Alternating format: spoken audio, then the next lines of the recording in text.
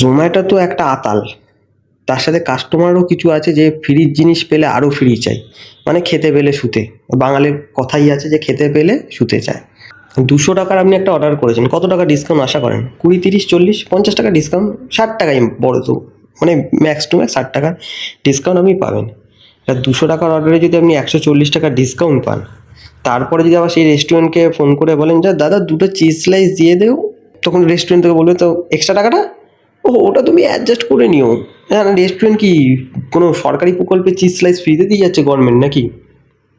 একে তো জোম্যাটো না বলে করে ডিসকাউন্ট করে দেয়, তারপরে যদি এরকম কাস্টমার আবার বলে তার সাথে, তো বাধ্য হয়ে সেই অর্ডারগুলো ক্যান্সেল করতে হয়। তো একটা হয়েছে রিসেন্টলি, সেই অর্ডারগুলো ক্যান্সেল করেছি, বাধ্য হয়ে, কিছু করার থাকে না, কারণ লস করে ভাই বিজনেস করবো না।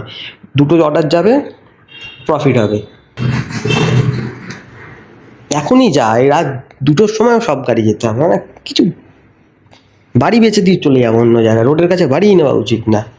আর অর্ডার করার জন্য জানেনই সকাল থেকে কিচেন খোলা রয়েছে এখন, কারণ রাতে কিচেনটা খুলছে না, মুখ চোখে অবস্থা খারাপ হয়ে গেছে। আর আর কিছু বলার নেই। তো দেখা হয় পরের দিন নতুন কোনো ভিডিওর সাথে।